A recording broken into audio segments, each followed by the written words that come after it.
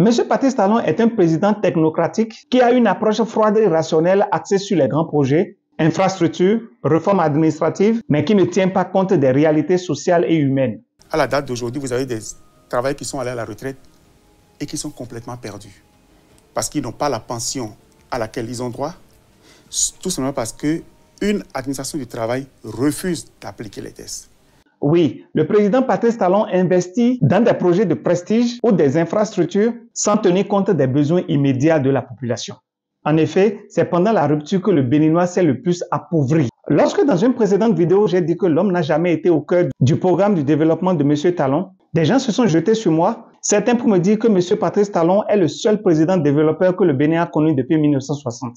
Malgré les ennuis judiciaires qu'avait M. Sébastien Adjavon, je pense qu'on pouvait maintenir son entreprise à flot si la vie ou le devenir des employés qui y travaillaient avait de l'importance aux yeux du président. La preuve, c'est que lorsque le président Talon était en exil, malgré tout ce qui lui était reproché, son ennemi d'alors avait pris en main ses usines de coton et les employés de la boîte avaient conservé leur job. Même s'il n'a pas pu gérer la boîte comme les professionnels du secteur, au moins les employés avaient gardé leur job. Aussi, chaque fois que le Nigeria nous avait fermé ses frontières, les présidents Mathieu Kérékou et Boni Yayi, tour à tour se rendaient au Nigeria. Pas pour leurs intérêts personnels, mais parce qu'ils se souciaient du devenir de cette frange de la population qui vivait des échanges à ses frontières. Ce n'est pas qu'ils étaient faibles, mais seulement que la vie de leur population comptait pour beaucoup dans leur gestion. Mais quand M. Talon a eu des différends avec le Nigeria, que s'est-il passé? Comme l'homme n'est pas au cœur de son développement et que les cotons de M. Patrice Talon ne passaient pas par ses frontières, on a passé son temps à jouer au dur. Personne n'a pensé à la souffrance des pauvres Béninois qui vivaient des échanges à cette frontière. Même pas une mesure d'accompagnement pour soutenir cette frange de la population qui vivait des fruits des transactions à cette frontière. Ces gens pouvaient mourir de faim. Ce n'est pas le problème de M. Talon. Puisque lui, il mange toujours 3 fois par jour et pouvait siroter allègrement son champagne. Mais ce qui m'a choqué, c'est qu'après des mois, lorsque Abuja a décidé d'ouvrir ses frontières, des éreintés sont venus gaillardement à la télé nous dire que le Bénin est un pays résilient. Quel manque de considération pour le bas peuple. Non, je suis désolé, ce n'est pas le Bénin qui est résilient et ce n'est pas non plus les Béninois qui n'ont pas voulu cette situation qui leur a été imposée qui sont résilients. Les vrais résilients, ce sont ces pauvres populations qui vivaient des échanges à ces frontières. Parce que justement, c'est cette population qui a manqué de nourriture et d'argent pour assurer les besoins fondamentaux de leur famille. Et non ces bureaucrates de Cotonou ou ces politiciens de la mouvance. Eux qui avaient régulièrement leur salaire et les avantages qui les accompagnent, sans jamais plaider en faveur de ces pauvres gens. Je suis désolé, mais il faut apprendre à rendre à César ce qui est à César. Le développement des infrastructures accompagné des mesures répressives, comme la fermeture des entreprises privées et la restriction des libertés économiques, n'est pas un véritable développement. En effet, c'est pendant la rupture que le Béninois s'est le plus appauvri. Beaucoup de personnes ont fermé leurs entreprises à cause du traitement qu'ils subissaient. Tous les patrons d'entreprises qui ont eu des problèmes avec M. Talon, même avant qu'il ne devienne président, ont tous licencié leurs employés et fermé leurs portes. Puisque M. Patrice Talon n'aime ni concurrence, ni des personnes qui lui tiennent tête. Oui, il veut toujours être le seul homme fort du pays. Plusieurs employés béninois se sont retrouvés du jour au lendemain dans la rue sans travail. Mais après tout, tant que le coton et les filets affiliés marchent, les autres peuvent mettre la clé sur les paillassons. Et voilà, le constat est tel que le gouvernement de la rupture a créé plus de chômeurs qu'aucun autre gouvernement avant lui. Oui, c'est une vérité indéniable que la rupture est marquée par une série de fermetures d'entreprises. J'ai créé 1000 emplois, 10 dans tel secteur, 10 dans tel secteur. Ça nous permet d'aller vérifier. Vous ne voulez pas annoncer un chiffre? Parce que tout le monde se demande les emplois qui ont été créés là, c'est où? Tout le monde se demande ça. Et c'est quel type d'emploi? C'est quel type d'emploi? Nous devons avoir des emplois décents. Et l'emploi décent, l'un des piliers de l'emploi décent, c'est le respect des règles, c'est le respect des droits. Si on n'a pas le respect des droits, c'est quel type d'emploi on a créé? Et les milliers de licenciements qui ont eu lieu. La Sonacab qui est fermée, la Sonapra qui est fermée, ou les gens, la CNPMS qui vient d'être fermée, où les gens n'ont même pas droit à leurs indemnités normalement. Tout ça là, qu'est-ce qu'on en fait? Donc vous pouvez créer 1000 emplois. Je peux même choisir de croire qu'il y a 100 000 emplois. Mais je mets ça en balance avec ce que vous avez détruit comme emploi. Il y en a... Des pères et mères de famille qui avaient un salaire à la fin de chaque mois vont encore se retrouver dans la rue, comme les 200 agents du groupe de presse La Gazette du Golfe, les anciens employés de Kadiaf Common, de Libercom, de Sonacop, de Glo Bénin, pour ne citer que ceux-là. On a fermé le groupe de presse La Gazette du Golfe, un peu comme d'autres organes de presse, juste parce qu'ils ont refusé de répéter tels des perroquets les propos du gouvernement. Beaucoup d'entreprises ont été obligées de fermer parce que leurs promoteurs avaient des problèmes avec le président. Il y en a combien? Si vous en créez 100 000 et que vous en détruisez, quelles raisons? Il y a eu des raisons pour l'économie si les structures ne sont pas viables. Que fait un État responsable? Je vais vous donner l'exemple de la CMP. La CMP, c'est la Caisse mutuelle de prévoyance sociale. Oui. C'est une caisse dédiée aux acteurs de l'économie informelle. Une couverture sanitaire, une protection sociale en général, qui est là depuis plusieurs années. Quand le gouvernement a mis en œuvre le projet H, ils ont créé l'agence qui doit gérer le projet H. Oui. Et le projet H, on sait très bien que l'idée première, c'est de donner l'assurance maladie à tout le monde, y compris surtout les plus démunis. Voilà des travailleurs qui ont engrangé de l'expérience pendant plusieurs années sur le terrain. Ils sont déployés dans les 12 départements du Bénin. Quand vous créez une nouvelle structure qui va gérer ce qu'eux faisaient depuis plusieurs années, qu'est-ce que vous faites? Vous les incorporez? On a demandé ça. On dit non.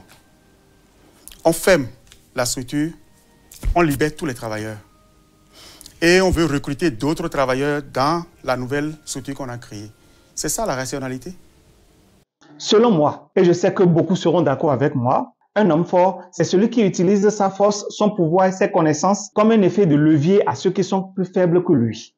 Un homme fort, c'est celui-là qui ne pense pas qu'à sa petite personne, mais plutôt à l'intérêt général. Mais dans le cas de M. Talon, c'est un monsieur qui utilise son pouvoir pour brimer, voire écraser les plus faibles.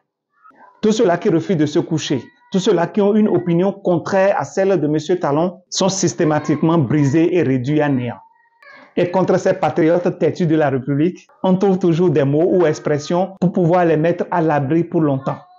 En effet, si ce n'est pas une histoire de 18 kg de cocaïne pure, c'est un acte de terrorisme qu'on vous colle ou une affaire de tentative de déstabilisation du pouvoir, pour ne pas dire une tentative de coup d'État. Nous, on sait, et je vais vous le dire avec gravité, on sait qu'il y a des officines qui ont comme plan d'action politique en 2025 de travailler à la déstabilisation du Bénin et qui ont beaucoup d'argent pour cela.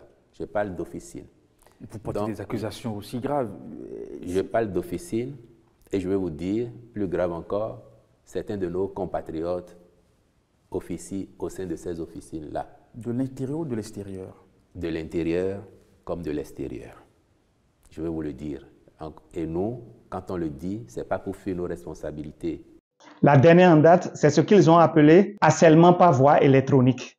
Oui, on trouve toujours de jolis mots ou de belles expressions. Mais malheureusement, chez nous, notre arbon, c'est pour terrasser tout le monde. Brimer tout le monde et rester le seul en tête. Pourtant, on se fait appeler compétiteur né. Celui qui boit du champagne dans sa chambre ne veut même pas que son prochain boive du tchakpalou, ce rafraîchissement moins cher que le pauvre peut s'offrir dans un coin de rue. Celui qui mange la viande de bœuf ne veut même pas que son prochain mange des fretins. C'est une chanson qui explique mieux la situation que vivent les Béninois en ce moment. Oui, notre actuel président que nous avons à la tête de notre pays, dont le mandat finit en 2026, ne pense qu'à lui et à lui seul. Et il a dit, je ne sais pas si vous vous rappelez de cette phrase, je cite, « Je pense toujours à moi d'abord ». Est-ce que Talon n'écoute pas que lui comme dans les affaires? Je dois avouer que pendant ces 12 mois, j'ai fait très peu attention à la compromission politique. Aussi au-delà des mots, à plusieurs reprises, il nous l'a démontré. Revenons un peu en arrière. En 2016, l'une des promesses de campagne de M. Patrice Talon, c'était de réduire le pouvoir du président. Parce que selon lui, à l'époque, le président avait trop de pouvoir. Laissez-moi rire. Qu'avons-nous remarqué aujourd'hui? M. Talon a concentré tous les pouvoirs entre ses mains, affaibli les contre-pouvoirs, hommes d'affaires, institutions, opposition, et empêche toute concurrence politique ou économique. Il s'en prend délibérément aux hommes riches et aux entrepreneurs influents. Cette persécution des hommes riches décourage l'investissement local et entraîne un appauvrissement global. Ceci est une stratégie de domination visant à écraser toute opposition économique. M. Talon asphyxie l'initiative privée et réduit le développement à un exercice de contrôle politique. Il s'impose comme le seul moteur du progrès, marginalisant toutes les autres contributions. Et malheureusement, cet état de choses ruine le potentiel d'investissement et de création d'emplois dans le pays par des locaux. Je ne veux pas parler des gens dont on arrache les terres qu'on a déclarées d'utilité publique, rendant leur vie précaire et plus misérable en leur donnant des miettes en guise de dédommagement. Aussi, une partie du peuple chante les éloges du président, par obligation ou par peur, mais cela masque souvent un mécontentement profond. On voit aujourd'hui des syndicalistes qui sont censés défendre le droit des travailleurs rentrer dans des partis politiques du président. On se glorifie d'avoir instauré des cantines scolaires dans des zones reculées du pays, rendant ces gens indépendants du gouvernement à vie, alors qu'il suffit juste de créer des conditions qui vont servir d'effet de levier aux parents d'élèves. Oui, des conditions qui leur permettront d'être indépendants et de pouvoir s'occuper eux-mêmes de leur progéniture.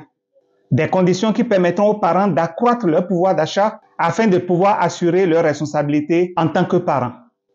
Aujourd'hui, les pauvres paysans qui ont cultivé du soja pleurent parce que le gouvernement refuse qu'ils vendent leurs produits. Mais sachons ceci, l'expression président développeur désigne un chef d'État dont l'action est principalement orientée vers le développement économique, social et infrastructurel de son pays.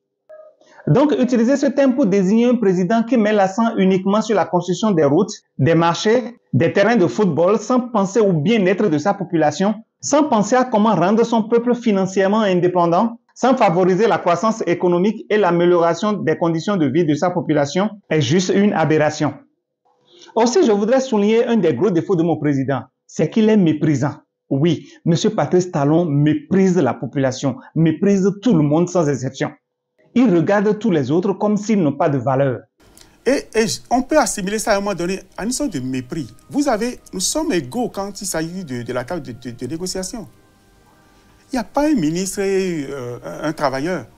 On est à égalité pour discuter parce qu'on est tous des dialogueurs d'une commission. Et donc, quand vous vous sentez membre d'une commission, vous faites des efforts pour que ça fonctionne et que vous demandez le minimum, vous écrivez qu'on ne vous répond pas, c'est un manque de dégâts. Et quand c'est vécu comme ça, vous n'êtes plus quelqu'un qui peut contribuer. Parce que vous vous rendez compte qu'on se moque de vous. Il méprise tous ses compatriotes en public, même l'ancien président Thomas Boniaï. Ce n'est pas moi qui ai sollicité une paix. Moi qui ai sollicité la réconciliation de deux hommes. Bien que je sois un homme de paix, de réconciliation. Mais l'initiative ne vient pas de moi. Et puis on vous dit, vous savez, en Afrique, quand on vous dit, même si tu n'as rien fait à quelqu'un, dis pardonne, demande pardon, demande excuse de tout ce qui a pu. Je dis, j'ai fait rien à personne, je suis condamné pour rien, je suis accusé de rien, je n'ai pas à demander quoi que ce soit. Mais, en fine, c'est fait preuve de rancœur que de ne pas dire à son protagoniste, écoute, si j'ai pu t'offenser, si j'ai pu te faire du tort en quoi que ce soit, si j'ai pu en quoi que ce soit, alors je le regrette. C'est cette même arrogance qui nous a coûté la fermeture des frontières avec le Niger. M. Talon a cru que c'est tout le monde qui peut trembler devant lui, comme les Béninois qu'il a réduits au silence. Heureusement que le général Tiani lui a rappelé que son pays, le Niger, n'est pas un département du Bénin. Maintenant, je voudrais m'adresser à mes frères et sœurs béninois, cette frange de la population qui se résigne et qui dit Dieu fera. Je vous informe que Dieu peut tout parce qu'il est omnipotent. Mais la mauvaise nouvelle, c'est que Dieu ne fera jamais tout. Parfois, il faut faire les choses par soi-même.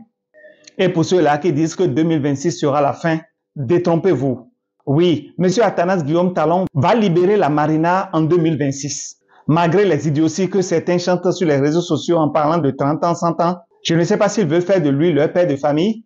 Mais sachez, pour vous qui pensez qu'il va libérer la Marina, sachez que l'homme a tellement vicié la machine électorale de façon à ce que celui qui va le remplacer en 2026 ne soit qu'une autre version de lui. Rappelez-vous de ceci. Ce qui permet à un président d'être réélu avec assurance, ce qui assure la réélection des présidents, c'est sa capacité à soumettre tout le monde. Quand tous les députés sont à sa solde, quand tous les maires sont à sa solde, quand tous les élus locaux sont à sa solde, quand tous les commerçants, le CREI sont à sa solde, quand les partis politiques sont affaiblis et sont à sa solde, sa réélection est facile. Ce qui permet à un président d'être réélu avec assurance, ce qui assure la réélection des présidents, c'est pas son mandat, c'est pas sa performance, c'est pas son résultat. C'est la manière dont il tient les grands électeurs. C'est la manière dont il tient tout le monde, c'est la manière dont personne n'est capable de lui tenir tête d'être compétiteur contre lui. Quand vous n'avez pas de compétiteur, vous allez vous être mauvais, vous serez réélu. J'espère que vous avez compris. J'espère que vous n'avez pas oublié. Puisque aujourd'hui, n'est-ce pas qu'il maîtrise tous les grands électeurs? N'est-ce pas qu'il maîtrise tous les députés et tous les maires? Et il vous dit que même si son bilan est mauvais, une fois qu'il a la même mise sur les grands électeurs, c'est qu'il va gagner. Utilisez ceci. N'oubliez pas. Donc si vous restez là à croiser les bras, à ne rien faire, à attendre que Dieu fasse tout pour vous, à attendre un miracle du ciel, ce sera la plus grosse erreur que vous aurez commise de votre vie. La grande commission de négociation du gouvernement central ne fonctionne pas. Posez la question, laissez les travailleurs, allez poser la question aux employeurs qui en sont membres aujourd'hui. Ils ont dit qu'ils viennent perdre leur temps. Ils s'ennuient. Il n'y a pas de sujet. Il n'y a pas d'ordre du jour? Il y a un ordre du jour. Oui. Mais qu'est-ce que ça a déjà produit comme résultat, la commission de négociation? Les résultats que vous avez, c'est quand vous essayez de rencontrer un ministre directement. Et je dois rendre hommage au ministre ABT qui, à chaque fois qu'on lui écrit, fait l'effort de répondre et de vous recevoir pour vous écouter, même si on n'a pas toujours la suite que l'on souhaite. Mais au moins, il y a cet effort-là de pouvoir vous rencontrer pour discuter. Et donc, vous avez des sujets, vous avez une session qui est devenue totalement folklorique, mais vraiment folklorique, tout le monde le sait, totalement folklorique. Posez la question aux deux syndicats d'employeurs qui sont membres de la commission, ils vous diront. Nous avons demandé maintes fois aux responsables de cette commission, faisons une session d'évaluation. On a déjà fonctionné pendant quelques mois. C'est une évaluation pour voir quelles sont les rémédiations qu'on apporte, les solutions qu'on apporte pour améliorer le fonctionnement et permettre à la commission de produire des résultats. C'est le silence. Aujourd'hui, vous allez à la CAP de l'enseignement secondaire, ça ne fonctionne pas. Vous allez à la CAP de l'enseignement supérieur, ça ne fonctionne pas. Ce sont les CAP où il y a eu des élections sectorielles. Donc, normalement, ce sont des CAP qui devraient fonctionner avec une grande fluidité. Mais parce que l'autorité se refuse d'appliquer les tests qu'elle a elle-même pris, on est dans des impasses dans ces endroits-là. De quel CAP qui fonctionne? De quel CAP parle-t-elle? Et qu'est-ce que les CAP réussissent à régler aujourd'hui? Allez parler à nos camarades qui siègent dans ces CAP-là. On a besoin de refonder vraiment le dialogue social dans notre pays. Il y a des actes qui ne mentent pas. Il y a des actes qui ne mentent pas. Quand vous êtes vraiment ouvert au dialogue, il y a des actes que vous posez, tout le monde comprend que vous voulez qu'on aille de l'avant. Ces actes-là sont des actes manqués de la part du gouvernement et de la part du ministère du Travail et de la fonction publique. On passe d'échelon 12 à échelon 15 désormais. C'est eux qui ont proposé, c'est eux qui ont voté. Et aujourd'hui, on se refuse d'appliquer cette loi. Mais par contre, on applique tout ce qui est contre les travailleurs dans la même loi. Mais ce qui peut arranger les travailleurs, on refuse de l'appliquer. Et donc, des gens sont allés à la retraite, bloqués à cet échelon. On a fait plein de propositions. Laissez tomber la loi, comme vous ne voulez pas l'appliquer, revenez à l'ancienne loi, qui s'arrête à 12, permettez aux gens d'avancer. À la date d'aujourd'hui, aucune réponse. Si ça est de l'application des tests, le ministère du Travail doit veiller à ça. Deuxième exemple. Les agents contractuels de l'État qui étaient à la CNSS, qui ont été maintenant envoyés vers le fonds de retraite. Il y a une décision qui a été prise que les deux institutions collaborent pour leur éviter la double cotisation. Qu'est-ce qu'on n'a pas fait? Qu'est-ce que les travailleurs n'ont pas fait? Qu'est-ce que les syndicats n'ont pas fait pour qu'enfin, on puisse régler cette situation-là? Et puis, vous pensez qu'aujourd'hui, dans l'administration, dans le Bénin d'aujourd'hui, là, quand un cadre vous dit quelque chose, on doit y prêter foi spontanément et absolument? Mais non. Tout le monde préserve son matricule. C'est le comportement aujourd'hui. Tout le monde protège son matricule. Donc, on ne va pas permettre au ministre de dire la vérité si on pense que ça va lui faire mal. Donc, on peut lui présenter des choses. Si elle n'a pas vérifié, elle va lire. Et ce n'est pas la vraie, ce n'est pas la vérité. Pourquoi on doit continuer de penser que le travail béninois n'est pas compétent? Puisque le gouvernement lui-même se plaît à chanter les louanges de ses performances. Ce sont les performances du Bénin. Ce sont les performances sur le plan économique, sur le plan de ceci, etc. Ce sont les performances du Bénin, donc des Béninois, des travailleurs béninois. Ça veut dire qu'on n'est pas si nul que ça. Et que si vous mettez en place ce qu'il faut, on a besoin de discipline, on a besoin de rigueur dans la supervision, dans la gestion. Quand la supervision n'est pas présente, c'est la faute à qui? Ce n'est pas la faute à moi, agent. C'est la faute à mon chef. Et mon chef, souvent, c'est l'autorité politique qui le nomme. S'il est défaillant, vous n'avez pas de sanction, vous n'avez rien. Et après, on se jette sur les pauvres travailleurs. Donc, je vous donne l'exemple du CNPS. Ça suffit pour montrer que, parfois, nos gouvernants peuvent se tromper. Peut-être de bonne foi, mais ils peuvent se tromper. Et c'est pour cela que les gens ont inventé le dialogue social. Pour permettre à un gouvernant d'écouter d'autres sons de cloche et de pouvoir ajuster ses décisions. Mais quand vous pensez que vous avez la science infuse, que vous n'avez besoin de personne, ça peut donner ce genre de décision. Donc aujourd'hui, des pères et des mères de famille sont à la maison, abandonnés, avec des liquidateurs qu'on a nommés un peu partout, allègrement, qui viennent faire la loi, qui sont sans cœur la plupart du temps. Mais ils ne sont pas nommés pour faire du cœur, ils sont nommés pour appliquer les tests. Ils sont nommés pour mettre en œuvre une culture de la performance, une culture de résultat. Et quand on veut faire ça, il n'y a pas de sentiment. Ce n'est pas la caritas, voyons. Ok, donc, est-ce que vous vous plaignez de ce qui se passe, ce que Trump fait aujourd'hui, ou bien vous applaudissez? La plupart des gens que j'écoute, même des Béninois, même des autorités béninoises, se plaignent de certaines décisions de Trump qui sont dépourvues de toute humanité. Donc, on va copier ça. On a le sentiment que parfois, Trump est en train de nous copier, nous, en tant que travailleurs. Est-ce que c'est bon, ça? Nous n'avons pas les mêmes réalités. De la même façon qu'on dit que le Bénin a son contexte, qu'on doit en tenir compte pour poser des pas politiques, des réformes politiques, pourquoi on n'en tient pas compte lorsqu'il s'agit des travailleurs? On n'a pas le même niveau. Donc, regardez, je voyais, je vais dire, parce que je ne vois plus aujourd'hui. Quand vous allez à la mairie de Cotonou, à un moment donné, ils ont acquis des machines-outils, des balais, machines-balais, qui balaient la route. Et je me suis toujours demandé, c'est quelle décision ça? Pourquoi on doit copier l'Occident? On a des femmes ici qui ont besoin de si c'est 1000 francs tous les 2 jours qu'on leur donne pour balayer la rue, ça permet à des enfants d'avoir la bouillie. Si je suis un gouvernant, je suis un maire, quand je veux prendre cette décision d'aller acheter des machines-outils, je fais la balance pour me demander est-ce que c'est utile vraiment pour nous? Si ce n'est pas pour le clinquin, si ce n'est pas pour... Mais vous êtes contre le progrès technologique? Pas du tout. Nous sommes à l'ère aussi de l'IA. Oui, il y a des métiers qui vont disparaître. Est-ce que vous dites à vos syndiqués que d'ici là, il y a des métiers, il y a des fonctions qui vont disparaître? Est-ce que vous avez le courage de leur dire? J'en suis conscient. Oui. Mais à chaque fois qu'un métier doit disparaître, à chaque fois qu'une fonction doit disparaître, dans un contexte comme le nôtre, le gouvernement doit réfléchir pour se dire qu'est-ce que je fais des travailleurs? Est-ce que je peux les former pour leur donner, pour les envoyer dans une autre fonction? On ne peut pas appliquer la technologie de façon aveugle parce qu'on ne peut pas se permettre ce luxe, nous, en tant que Béninois. C'est ce que je dis, en fait. C'est ce que je dis.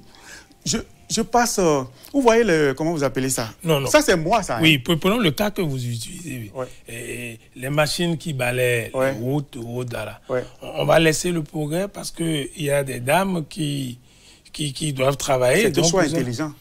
Le taux de pauvreté chez nous, il est énorme. Quand j'en tiens compte, le taux de pauvreté est autour de 40% aujourd'hui. Oui. Quand je tiens compte de ça, et que je vois ce que 5 000 francs peuvent vous faire dans un ménage chez nous, en tant que gouvernant, je peux faire le choix de laisser tomber les machines balais et de donner le travail aux femmes qui le font correctement quand on les encadre. On les voit la nuit en train de travailler. Pourquoi je dois permettre à la machine occidentale de venir leur prendre de l'emploi là où le résultat est obtenu en utilisant la main-d'œuvre et en permettant à des gens d'avoir à manger? C'est mon niveau de développement. Je ne fais pas les yeux fermés une copie de ce que j'ai vu ailleurs. Donc, on ne peut pas gérer notre pays comme on gère les États-Unis ou bien comme on gère la France. Parce qu'on n'a pas le même niveau.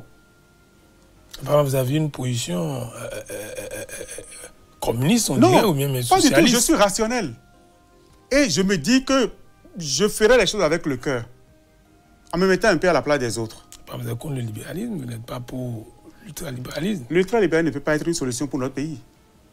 Ce n'est pas possible. On voit les dégâts. Quels dégâts? On a plein de dégâts. Les emplois qui sont perdus, le dialogue qu'on refuse, le syndicalisme qu'on combat. C'est ça les effets de l'ultralibéralisme. Tout pour la performance économique. Mais quand vous faites ça, Les gens l'ont déjà dit à suffisance. Hein. On a vu des pays très beaux, très développés, où tout s'est écroulé en quelques secondes. Parce qu'on n'a pas tenu compte assez de l'humain. C'est important de tenir compte de l'humain dans nos sociétés. C'est très important.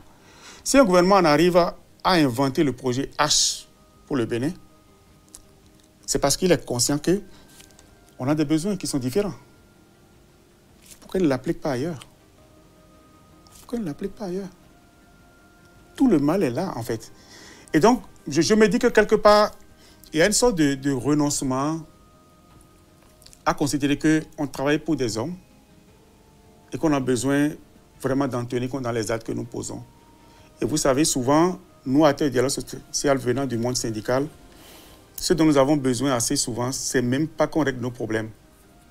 C'est qu'on nous donne le sentiment qu'on est écouté et qu'on peut patienter, qu'on peut contribuer, qu'on peut renoncer à des choses pour le bien du pays, parce qu'on est également des citoyens. Mais il y a certains qui font la mauvaise lecture de ce genre d'attitude, qui pensent que c'est parce qu'on a peur d'eux peut-être, c'est parce qu'on ne peut rien, et donc qui finalement vous donnent le sentiment que vous êtes de la merde moins que rien. Quand c'est comme ça, c'est humain de réagir et se dire, on va vous montrer. On va vous montrer. Et donc parfois vous avez des oppositions, vous pouvez avoir des oppositions systématiques, de principe, sur des choses qui sont des choses bien pour le pays, parce que vous n'avez pas eu la bonne démarche.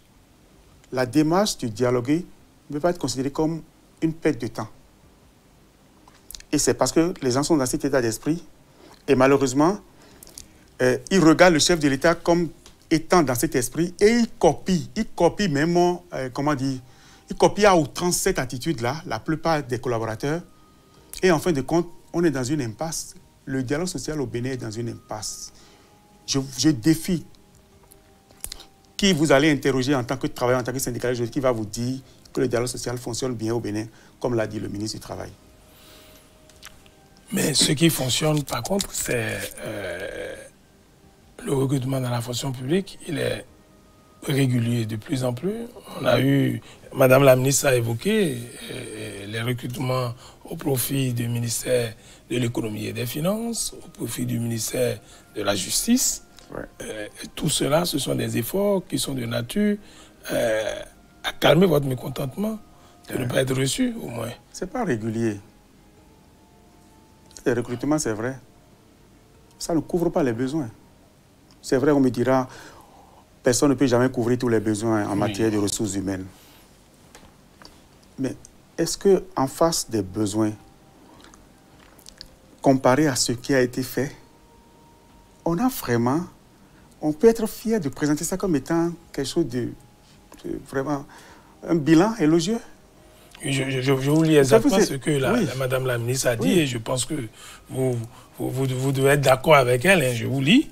La formation et l'insertion des jeunes âgés de 15 à 30 ans et plus en situation de sous-emploi ou d'inactivité ayant un faible niveau d'éducation à raison de 21 353 dans les emplois salariés et 21 024 dans les emplois indépendants par le biais du programme Azoli. Pour le compte de l'année 2025, l'objectif visait d'accroître l'inclusion économique de 50 000 jeunes, dont 25 000 jeunes dans l'emploi salarié et 25 000 dans l'emploi indépendant, dont 50% de femmes. Donc on a mis dans des emplois salariés des gens qui n'ont pas de diplôme, qui n'ont pas de formation. C'est possible, mais j'ai un doute. On les a mis où? Dans quel emploi on les a mis? Vous ne connaissez pas le programme Azoli? Je connais. Oui. C'est leur bilan. Je n'ai pas d'éléments pour vérifier. Parce que même quand vous demandez à avoir accès aux données, les agents vous disent on a interdit. C'est aujourd'hui ça dans notre pays. Comment je peux vérifier ça? Mais je me dis, un gouvernement qui fait la promotion de l'excellence, une sorte d'élitisation de tout aujourd'hui, a trouvé 50 000 emplois salariés à des gens qui n'ont pas le diplôme. Bon, je vais en discuter. Un faible niveau d'éducation. C'est possible. Disons, non, mais ça, c'est une réalité. Oui, c'est dans quel secteur? Bon, c'est pas détaillé, mais... Oui, mais par exemple, quand vous pensez à ça, vous pensez à quel secteur où... Non, il y a des gens qui ont fait un niveau d'éducation de 15 ans. Vous n'avez pas ça dans votre village? Oui, gens... oui, on a ça, ça plein dans le pays. Et un gouvernement responsable quand on me dit qu'on les a mis dans des emplois indépendants, je peux comprendre qu'ils ont des projets qu'on a soutenus. Mais quand on me dit qu'on les a mis dans des emplois salariés, je me demande, on les a mis dans quelle entreprise? Dans quel poste?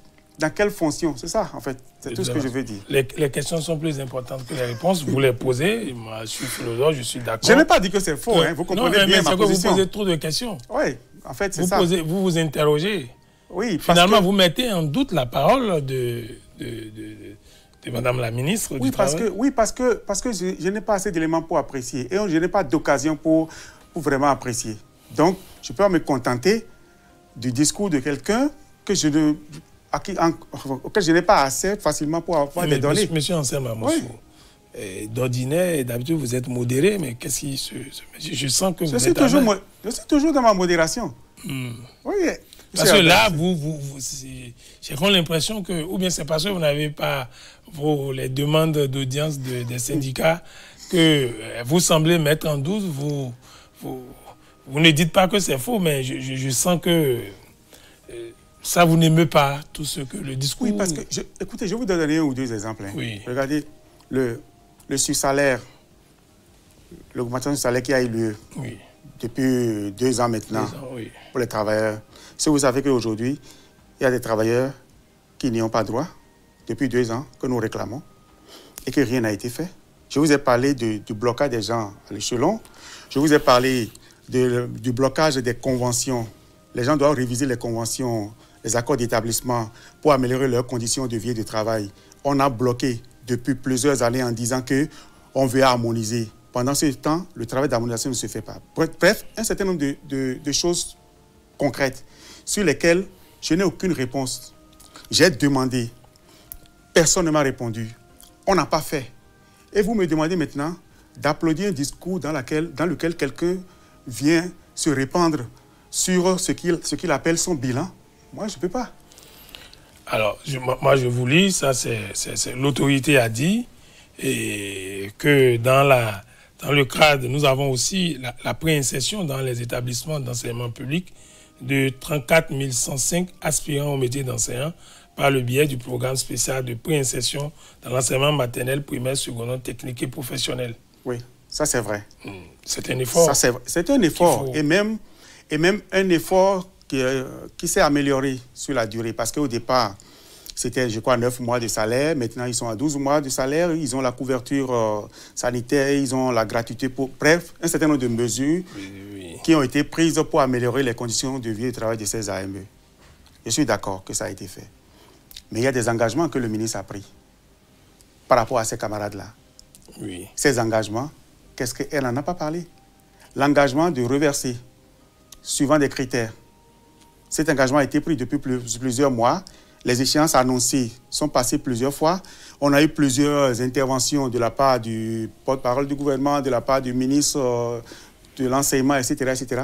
Et jusque-là, je vous dis jusque-là, personne ne sait quand ça va se faire, comment ça va se faire. Elle aurait pu en parler pour rassurer les gens. Parce que les conditions qui sont faites aux AME aujourd'hui ne sont pas des conditions reluisantes. Ça s'est amélioré un tout petit peu, mais ce n'est pas reluisant. On doit pouvoir faire mieux quand on est État et qu'on sait qu'on doit donner l'exemple et le bon exemple. Vous comprenez? Pourquoi à chaque fois que c'est les enseignants, que ça doit toujours être du bachotage, du colmatage? C'est une sorte de colmatage. Et aujourd'hui, le gouvernement lui-même a décidé de faire le reversement parce que ces camarades-là apportent beaucoup à notre école aujourd'hui. Oui.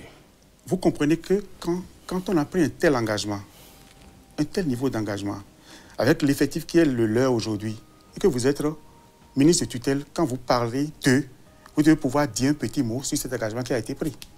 Le discours n'en parle pas. Donc finalement, c'est que le bilan qui a été fait ne m'intéresse plus. Parce que l'engagement qui a été pris n'a pas été évoqué.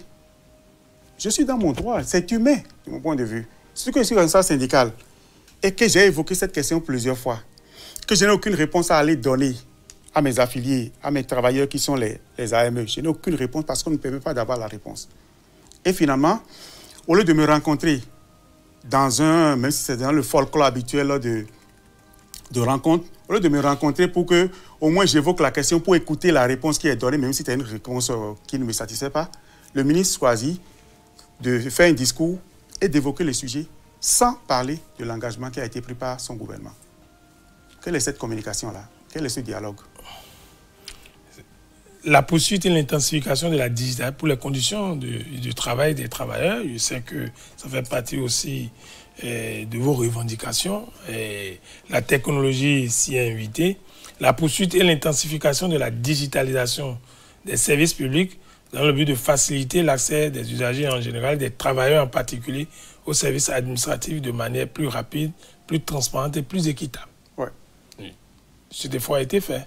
Oui, oui. Vous le constatez. Nous le constatons dans les actes, dans les petits actes administratifs que nous avons. C'est un constat qui est fait effectivement que, oui, aujourd'hui, quand vous parlez de digitalisation, tous les travailleurs savent ce que c'est, savent un peu les actes qu'ils peuvent obtenir sans se déplacer dans un ministère ou dans une direction. C'est vrai.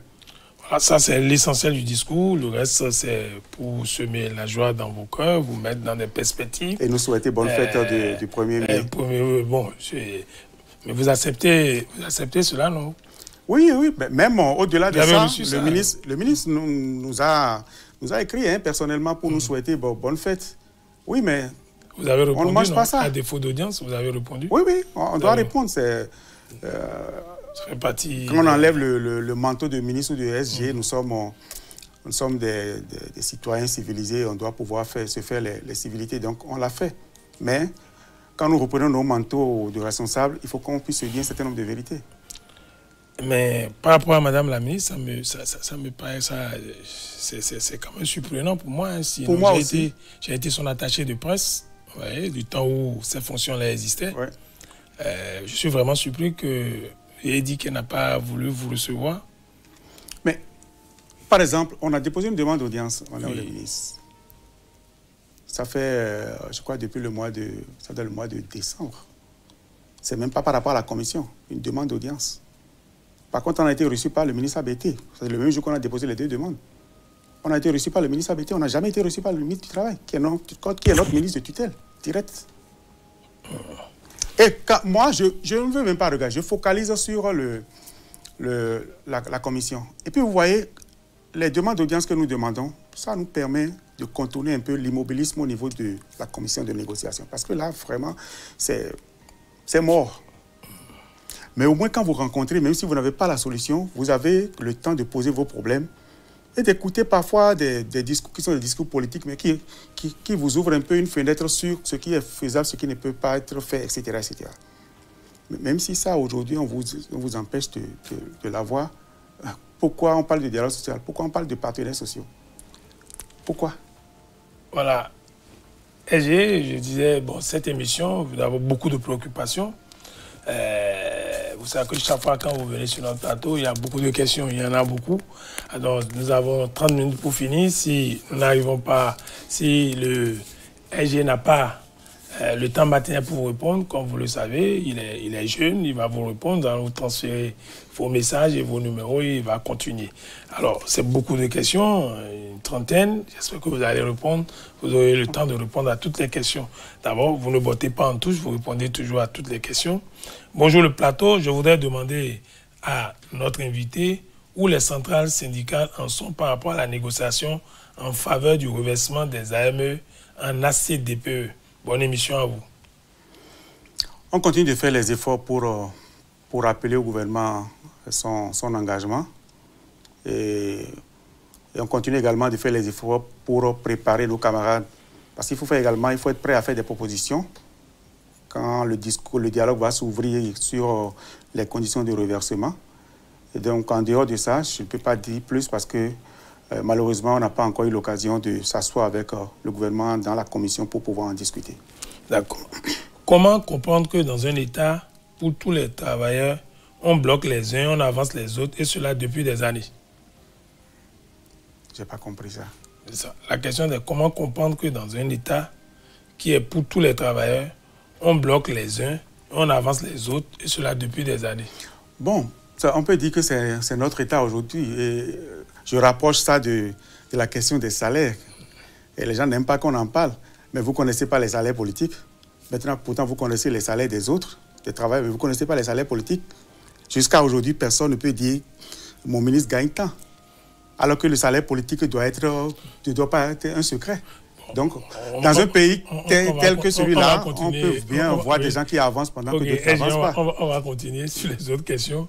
Je comprends bien les récriminations de votre invité, M. Amoussou, mais ce qui se passait dans ce pays n'était-il pas plus ahurissant?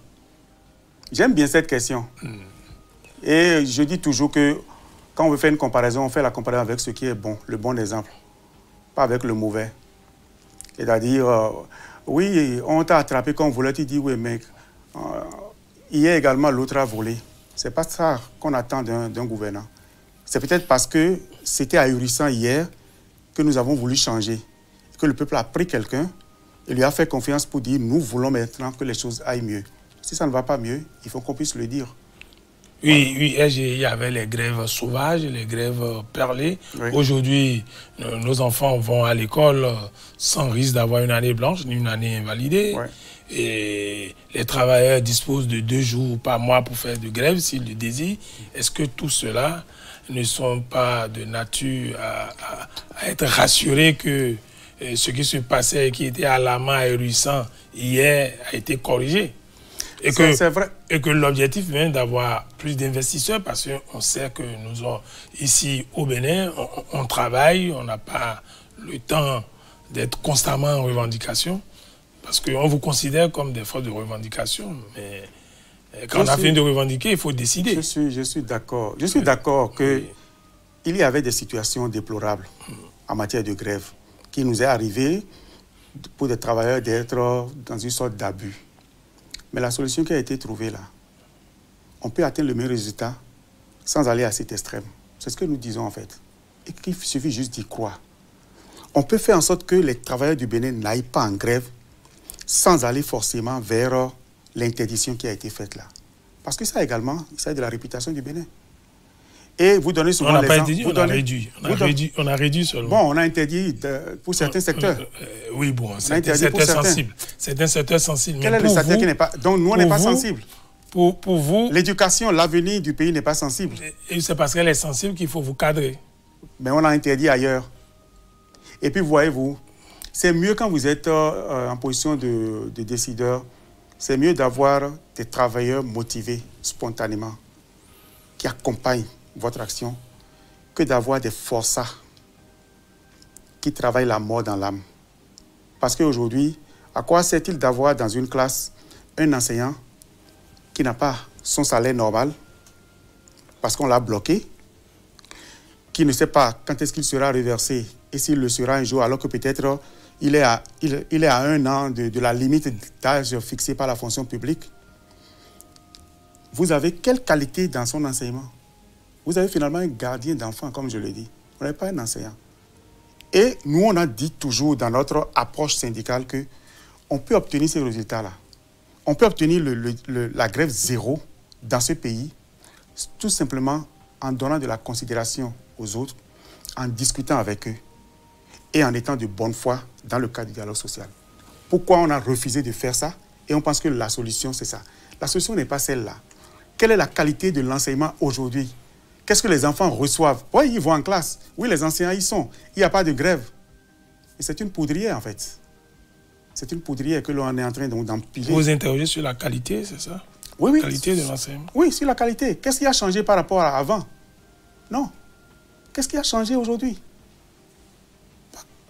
Les quelques réformes qui ont été, disons, inoculées dans l'enseignement, qu'est-ce que ça a apporté vraiment de façon significative sur la qualité? Nous avons des élèves de plus en plus brillants. Ah oui? Où ça? Il n'y en avait pas avant? Il y en avait avant. Ce qu'on veut, est-ce que c'est quelques-uns qui sont brillants? C'est ce que j'appelle l'élitisation de l'école. Ce n'est pas pour nous, ce n'est pas pour notre contexte, notre réalité. On doit massifier. Je préfère avoir 1000 enfants qui ont un niveau de 15, de 12, de 13, que d'avoir 2 ou 3 enfants qui ont le niveau de 18 ou 20. C'est de ça que nous avons besoin aujourd'hui. On a parlé souvent des lycées, non? Les lycées n'ont pas été construits. Alors que les lycées sont une réponse à la qualité de l'enseignement et au problème du chômage. On n'a pas pu le faire. Ça veut dire que dans l'action publique, on peut avoir des limites. On peut avoir des envies, des volontés et ne pas pouvoir les concrétiser. Mais dans ce cas, vous avez besoin de dialogue pour expliquer, pour discuter avec les gens, pour qu'ils comprennent quelles sont vos difficultés et qu'ils vous accompagnent davantage. D'accord.